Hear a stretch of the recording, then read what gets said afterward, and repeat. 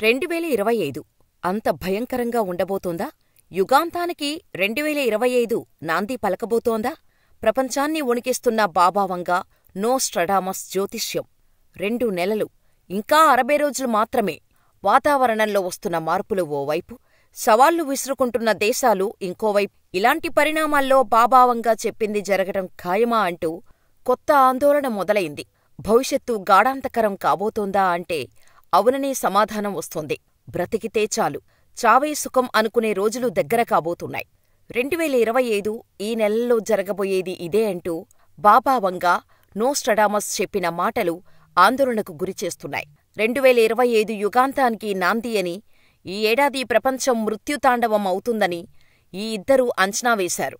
కాగా ఈ ఏడాది రష్యా ఉక్రెయిన్ యుద్ధం ముగుస్తుందని, 2 దేశాలు అలసిపోయి పోరాటాలు విరమించుకుంటాయని ఈ ఇద్దరూ అంచనా వేశారు.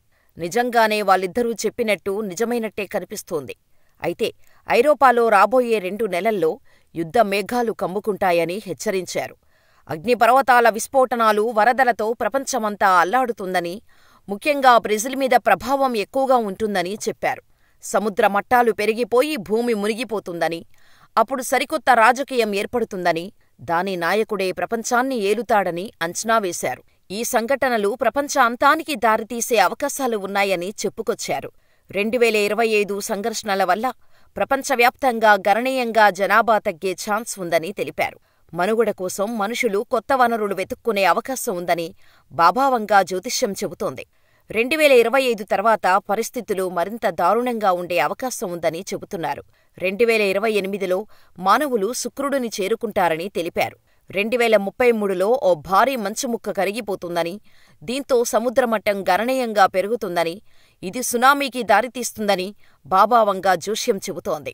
16వ శతాబ్దానికి చెందిన నోస్ట్రడామస్ నక్షత్రాల అమరికను బట్టి భవిష్యత్తు పరిణామాలు తారుమారు అవుతాయని లెస్ ప్రొఫెటిస్ అనే పుస్తకంలో రాసుకొచ్చారు. ఇందులో చెప్పినవన్నీ చాలా వరకు నిజమయ్యాయి కూడా. ఇదే ప్రస్తుతం ప్రపంచాన్ని భయపెడుతోంది. ఈ ఇద్దరు చెప్పిన జ్యోతిష్యం చాలామంది నమ్ముతారు కూడా. గతంలో వీరి భవిష్యత్తు అంచనాలు చాలా వాటికి నిజమయ్యాయి. ఇక 2025లో ఈ ఇద్దరూ చెప్పినట్టు ప్రకృతి వైపరీత్యాలు, దేశాల మధ్య యుద్ధాలు జరుగుతాయని అంచనా వేశారు. వీరు చెప్పినట్టుగానే ఇప్పటికే కొన్ని జరుగుతున్నాయి కూడా. మరి ఆ ఇద్దరు చెప్పినట్టే రాబోయే రోజులు భయంకరంగా ఉండబోతున్నాయా? ప్రపంచం వినాశానికి అడుగులు పడబోతున్నాయా? యుగాంతానికి ఇదే నాంది అనేలా జనాల్లో భయాలు కనిపిస్తున్నాయి.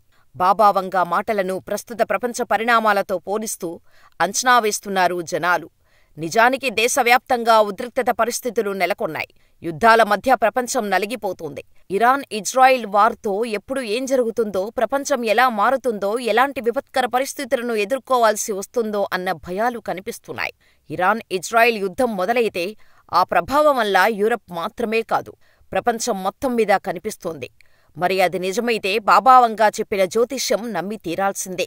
ఇకపోతే ఇవన్నీ చివరికి ఊహాగానాలకు మిగిలిపోతాయా లేదా అన్నది భవిష్యత్తులో చూడాల్సిందే.